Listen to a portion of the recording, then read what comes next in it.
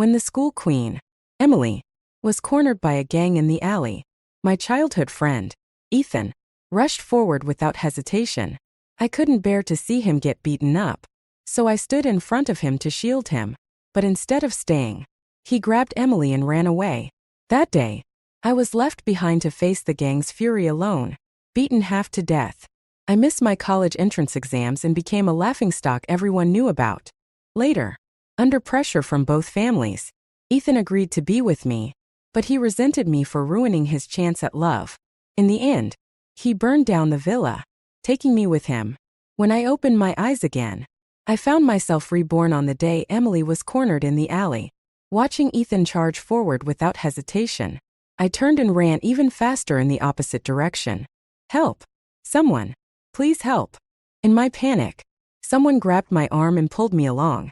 It was Emily's voice. Ethan appeared, urging me, "Come on, Lily, let's go check on him." When I looked up, I realized I was back in that familiar alley. Overwhelmed, I shook off Ethan's hand. "I'm not going. I have too much homework to do. I'm going home."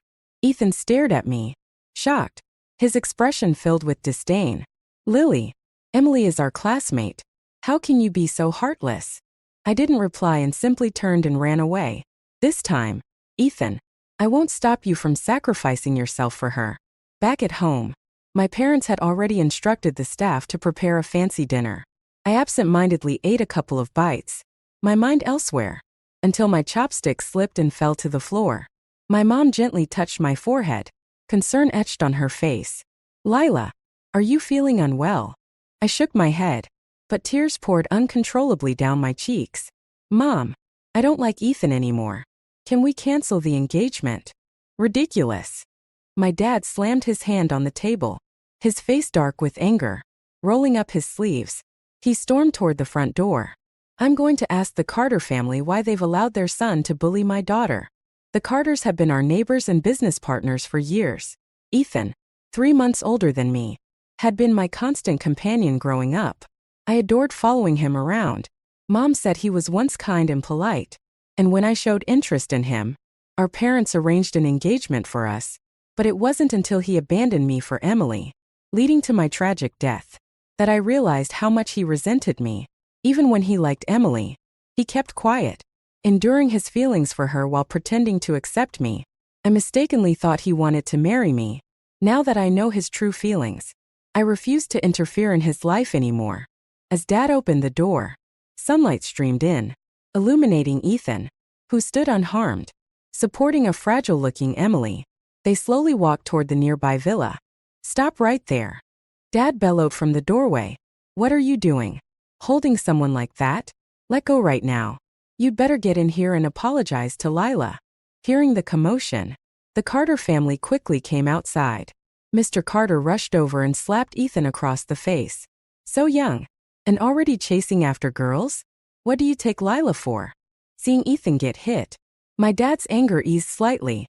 Mrs. Carter hurriedly grabbed Mr. Carter's arm to stop him. "That's enough. Mark, Ethan's a good kid. Let's hear what he has to say first." Mom tried to mediate, pulling me forward. "Mark, Ethan's grown up now. Don't hurt his pride like this." "Humph," Ethan sneered defiantly. "If it weren't for Lila, why would Dad hit me?" "Dad, all she can think of when a classmate is in danger is running away. Even if my dad beats me to death, I will never agree to be with someone as selfish and cold-hearted as you." Mr. Carter's hand once again fell swiftly on Ethan's face, the slap echoing in the room. "What nonsense are you spouting? Apologize to Lila this instant." "I'm not making this up," Ethan retorted, holding one hand to his reddened cheek while tightly gripping Emily's arm with the other. "Emily was cornered by a gang in the alley near school today. I heard her cries for help and rushed over to scare them off. But your so-called kind and virtuous Lila? She just ran away as if nothing happened. How could I ever be with someone like that? I want this engagement canceled. No matter what." He took a deep breath and continued. "And Emily?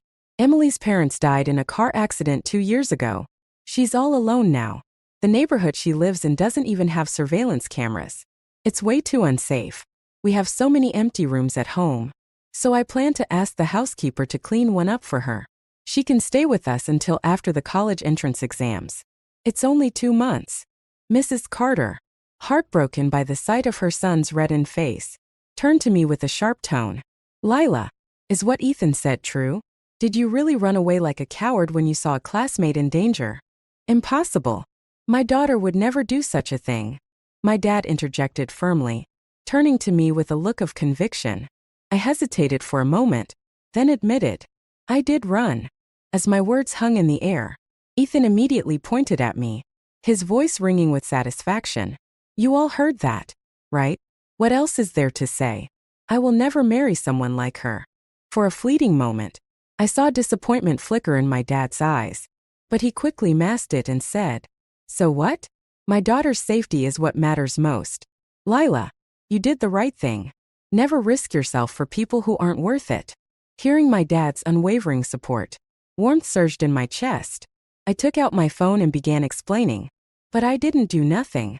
When Emily's voice sounded terrified and the gang was laughing maliciously, I knew I couldn't do anything alone. Even if I had gone, I would have only put myself in danger. So, I called the police. About 10 minutes later, the police arrived. But the alley was already empty. I explained everything. And Ethan and Emily were there, too. We went to the station together to file a report. This way, I not only proved I didn't make a false report, but also gave the police enough information to catch the gang who targeted Emily. Dad patted my head with pride, his voice filled with approval. Smart and brave. That's my daughter. I'll have the driver take you to the police station now to finish the report. I'm not going. A shrill, anguished cry broke through the tense atmosphere. Emily collapsed to the ground, clutching her head and sobbing uncontrollably. Ethan crouched down beside her, his face filled with concern. Emily, what's wrong? Through her tears, Emily looked up at Ethan with a pitiful expression, a single tear sliding down her cheek. If you report this, everyone at school will know I was bullied by a gang. How will I show my face? How will I go back to class? I might as well be dead. She then turned to me with a resentful glare, her tone full of blame. Lila, why did you call the police? Why did you have to ruin me? Do you think someone as insignificant as me doesn't deserve to live? I frowned deeply, pointing at my own temple in frustration. Emily, is there something wrong with your head? Or are you some ancient relic unearthed from another era? This is the 21st century. Instead of trying to bring the people who hurt you to justice, you're worried about nonsense like this? No one's going to look down on you for being a victim. Something felt off. So I stared intently at Emily until I caught a fleeting look of guilt flash across her face. She quickly looked away, avoiding my gaze. Ethan, still fixated on Emily, didn't seem to notice. He said dismissively, The gang surrounding Emily? They were just a bunch of nobodies. I narrowed my eyes. There were several of them. How exactly did you manage to save her and come out completely unscathed? I drove them off with just a few quick moves. I found it unbelievable. In my previous life, those same vicious thugs had beaten me so badly that I was bedridden in the hospital for 3 months, unable to move. How could they have been as easy to handle as Ethan claimed? Emily's evasive expression told me there was more to this story, and I was determined to make sure the police investigated thoroughly. This time, even Ethan didn't side with Emily. He gently persuaded her to come with us to the police station to cooperate with the investigation and ensure those thugs faced justice. But Emily shook her head violently, refusing to say a word. When cornered, she suddenly bolted toward the villa, threatening to slam her head against the wall and end her life. Ethan immediately dashed after her, wrapping her in his arms. Emily, don't. Please don't. I know you're scared, but I won't force you anymore. Don't worry. I'm here. I won't let anyone hurt you. As he spoke, Ethan shot me a scathing glare, as though I were the villain who had harmed Emily.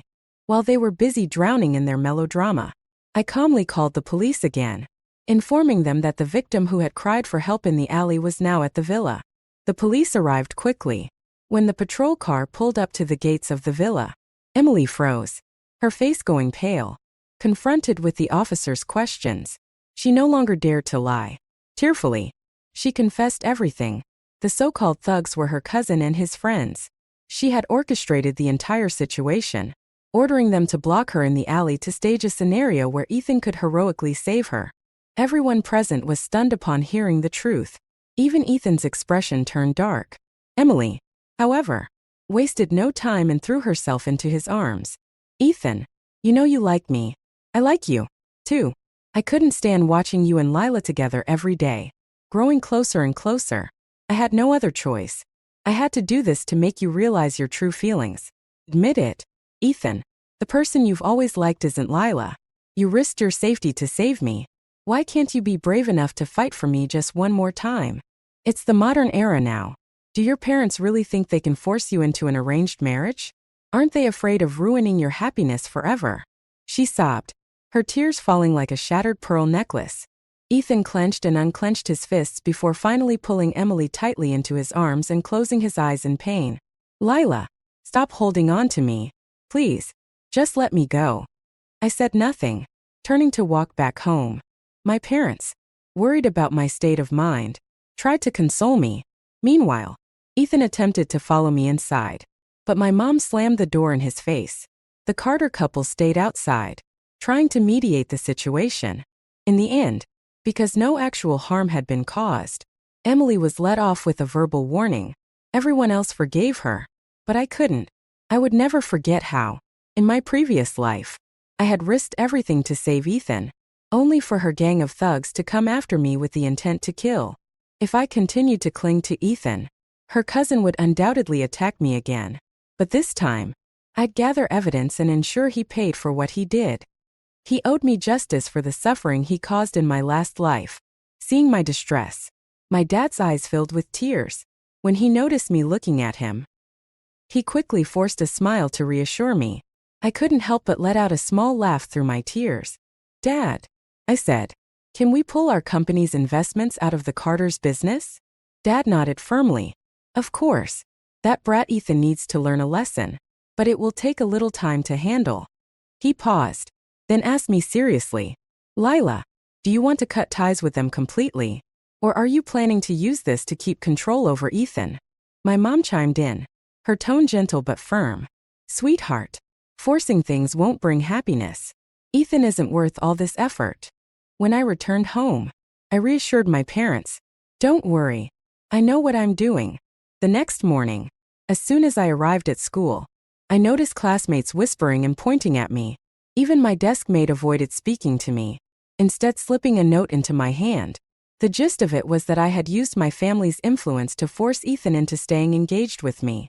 It claimed that Ethan was actually in love with Emily, and out of jealousy, I had hired thugs to ambush and harass her on her way home. Fortunately, Ethan had arrived in time to rescue her. Otherwise, who knew what would have happened? Because of this, the entire class now stood united in support of Emily, convinced I was a bully capable of anything. I didn't even need to guess who was behind these rumors. At the back of the classroom, Emily was surrounded by 7 or 8 classmates, all comforting her. From their angle, they couldn't see the triumphant smirk on her face as she glanced at me, her eyes gleaming with satisfaction. This was Ethan's punishment for me, all because I hadn't agreed to cancel our engagement yesterday. He had wasted no time teaching me a lesson. Without hesitation, I walked straight up to Emily in front of everyone. The moment she saw me, her smug expression vanished, replaced by a look of pitiful fragility. Lila, is there something you need from me? She asked, her voice trembling. I stared coldly at her act and said, you're the one who spread the rumor that I hired thugs to ambush you, aren't you? Emily shook her head frantically and burst into tears. No, it wasn't me. I don't even know how the classmates found out. Lila, please don't blame me. Before I could respond, a sudden force yanked me back. Ethan stood glaring at me, his eyes burning with anger. Lila, I warned you not to bully Emily. She's only guilty of liking me. She's done nothing wrong. Emily, once again, threw herself into Ethan's arms, sobbing loudly. That moment, I finally understood where her audacity came from. She thought that as long as Ethan was on her side, she could manipulate me however she pleased. I couldn't help but laugh at the absurdity of it all. Turning back to the gathered crowd, I calmly said, those thugs were hired by Emily herself. I don't even know them. The police came to my house yesterday to take my statement. If you don't believe me, you're welcome to verify it with the police station. But instead of listening, the classmates scoffed at my words. There are only 2 months left until the college entrance exams. Lila, you're just saying that because you know no one has time to go to the police station to check. Emily is so gentle and soft-spoken. How could she possibly know any gang members? But you? You've always been arrogant, using your family's influence to do whatever you want. Bullying Emily is exactly the kind of thing you do. I was at a loss for words. Frustrated, I turned to Ethan. You were there yesterday. You know what really happened. Why don't you tell everyone? Ethan clearly hadn't expected the events of yesterday to spread so quickly among the classmates. He looked torn, glancing at Emily for guidance. Emily clung to his sleeve, pleading, Ethan, I don't want to talk about what happened yesterday. It's too painful. Ethan frowned, hesitated for a moment, then threw out a vague response. Lila, just stop. With that, he turned and went back to his seat. It was clear he had no intention of defending me, effectively leaving me to bear all the blame. The bell rang, and the classmates dispersed with disdainful glances in my direction. Ethan lowered his head, as if regretting his silence. Meanwhile, Emily, emboldened by the situation, shot me a provocative look before suddenly grabbing my hand. She slapped herself hard across the face with it and dramatically stumbled backward, toppling over a desk and rolling onto the floor. Clutching her face, she burst into tears. Lila, I just like Ethan. Why do you hate me so much? This isn't something I can control. Can't you just leave me alone? Please, don't hurt me. In an instant, the entire class turned against me, as though I were some kind of villain in a storybook. Someone gave me a hard shove from behind, and a group of students rushed to Emily, helping her up as she continued to sob uncontrollably. Ethan stared at me with disappointment etched into his face. Lila, I was so wrong about you. Why are you so cruel? That moment, the teacher entered the classroom, shocked to find the chaos. Furious, he demanded an explanation and sent me, Ethan, and Emily to the homeroom teacher's office to explain everything. On the way there, Emily made a deliberate effort to keep her swollen, reddened face visible to Ethan. Each time he glanced at her, his glare turned back to me, as though he was barely restraining himself from lashing out. Halfway there, he finally spoke. Lila, when we get to the teacher's office, just admit that you hired those thugs. Emily wasn't seriously hurt, and the teacher won't punish you too harshly. Just apologize, and this will all blow over. I stared at him in disbelief. Why should I admit to something I didn't do? Just because you like Emily, I'm supposed to take the blame for her lies? Ethan, don't flatter yourself.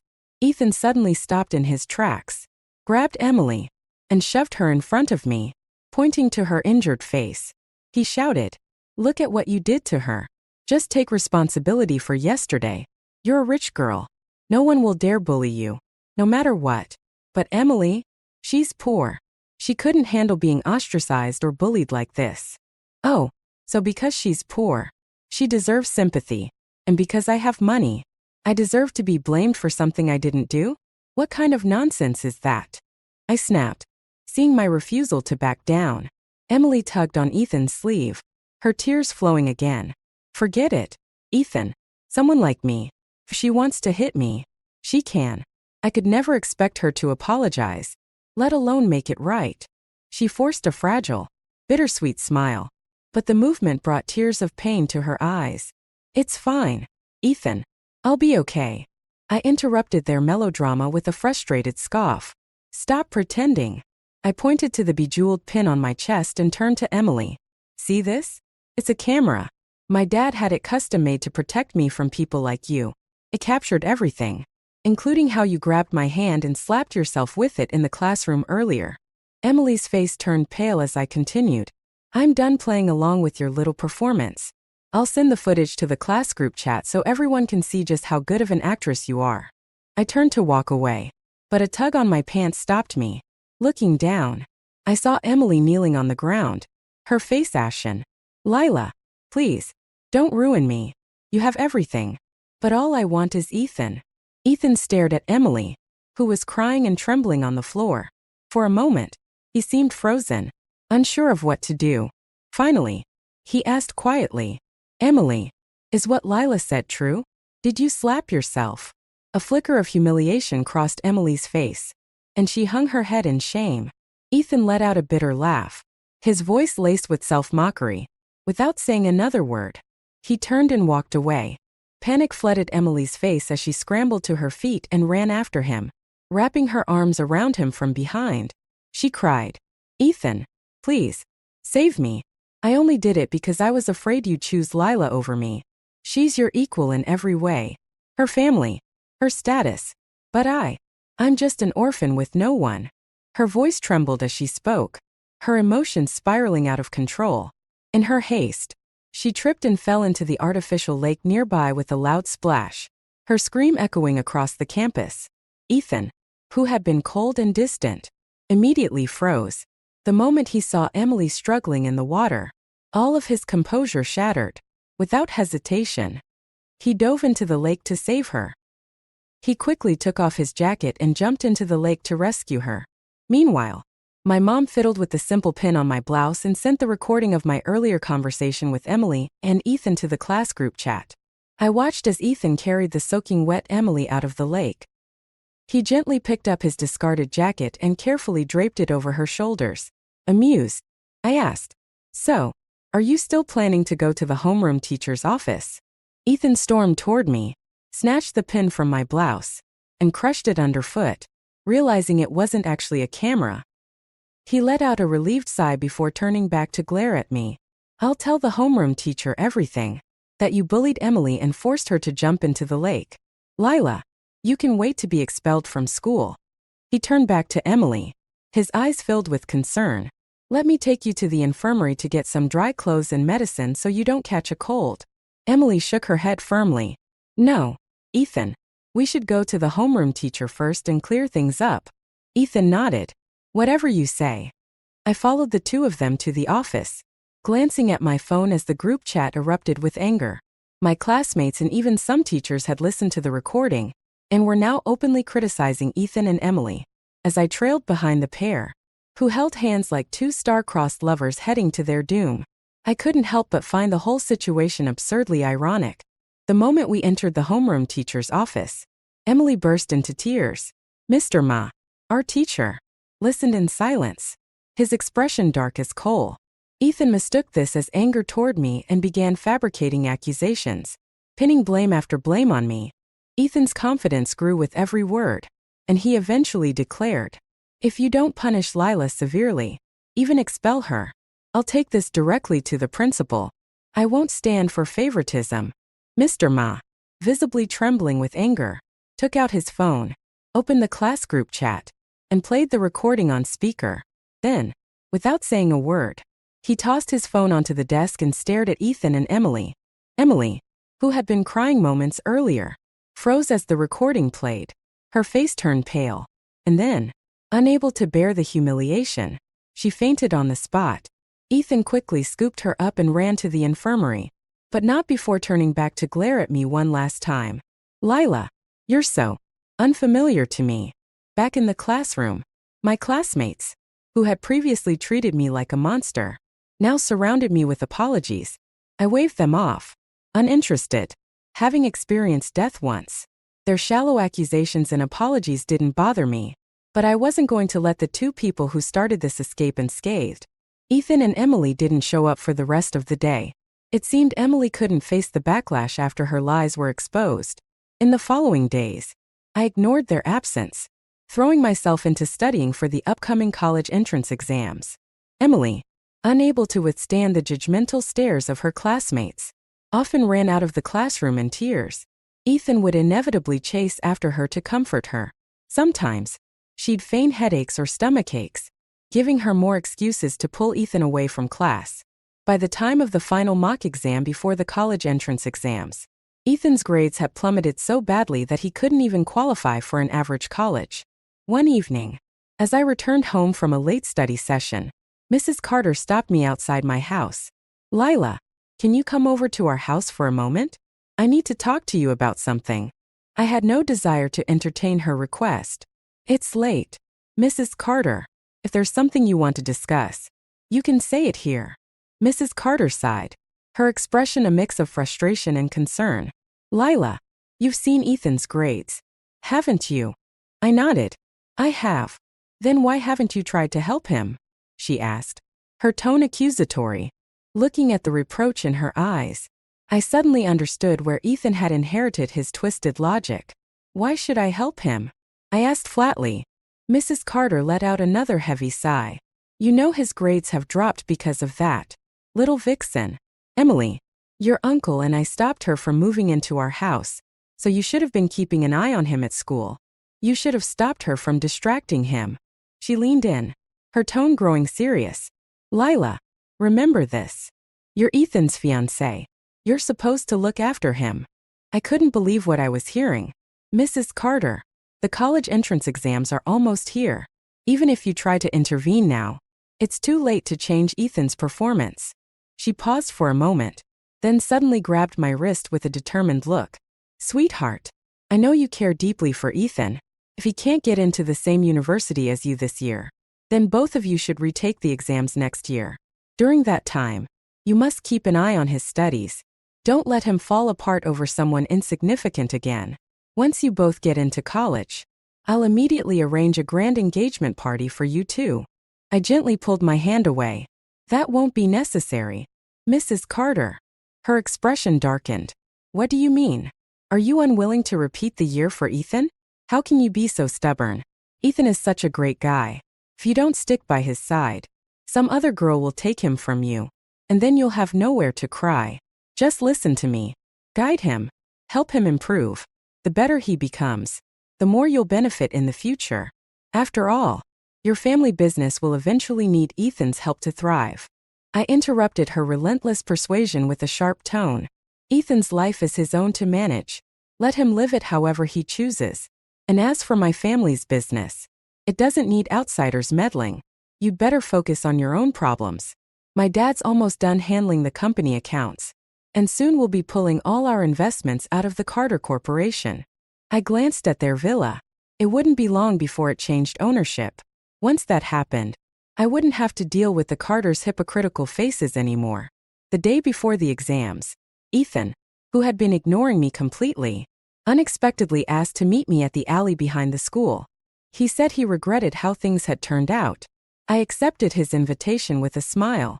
Whether he regretted it or not didn't matter to me. I was certain it was Emily who couldn't hold back anymore and had a plan to deal with me. After the evening study session, I went to the alley as promised. The flickering streetlights made the place feel eerie. Just as I had expected, Ethan didn't show up. Instead, Emily turned around with Ethan's phone in her hand, a smug look on her face. Surprised to see me? It's me.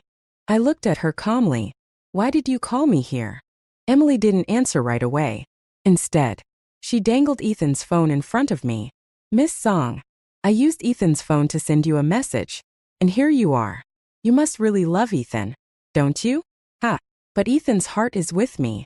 He spends all his time with me, caring for me, staying by my side. Doesn't it hurt to see that?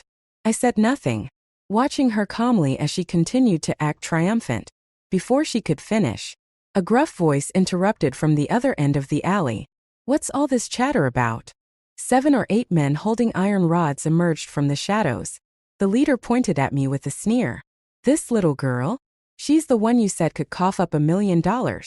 He turned to Emily, his tone menacing.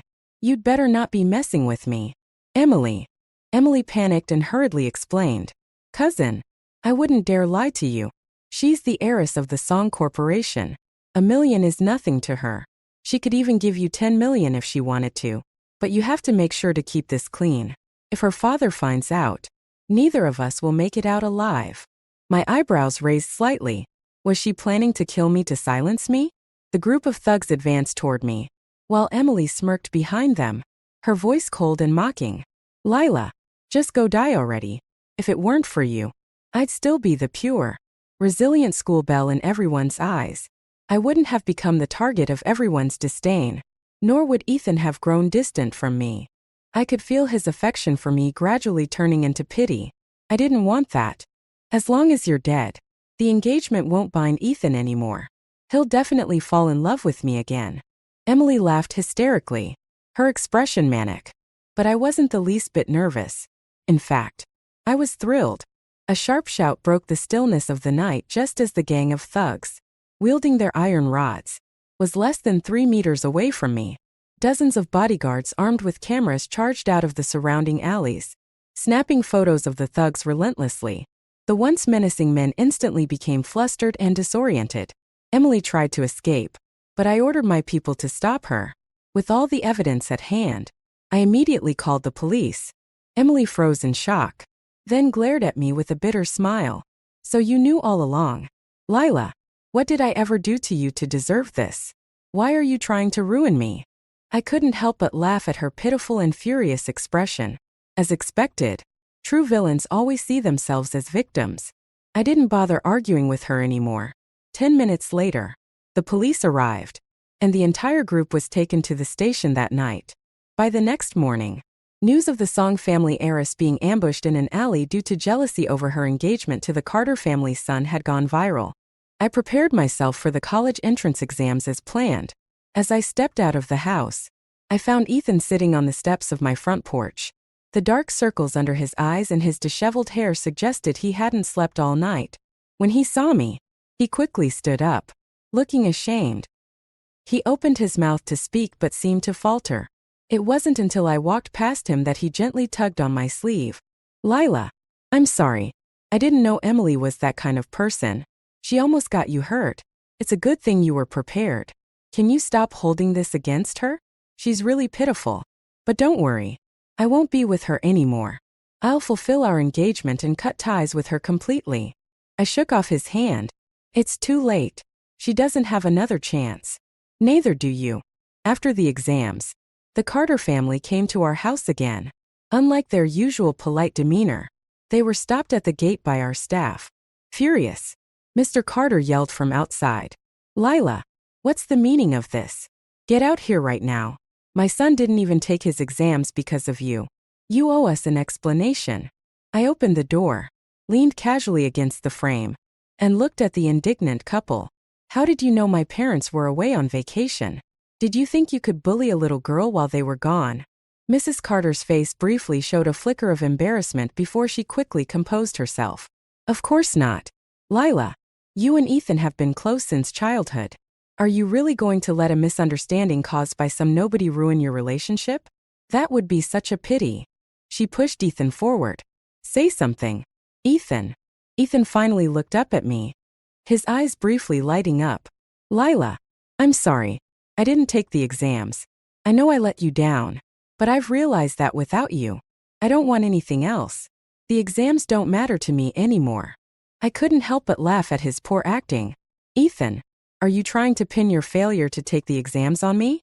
You know perfectly well that you've neglected your studies. With your current ability, even if you had taken the exams, you wouldn't have gotten a decent score. Ethan panicked, scrambling to explain. No, that's not it. Lila, if you'll just repeat the year with me, I promise I'll make you proud. I'll get into the same university as you, and we can go back to how things used to be. Please, don't leave me. The once proud Ethan Carter was now humbling himself and begging me. Not out of love, but desperation. It must have been the Song family's withdrawal of investments that caught the Carters' attention. I was worried my parents, after years of friendship and business ties with the Carters, might soften their stance. That's why I sent them on vacation, to keep them away from the situation.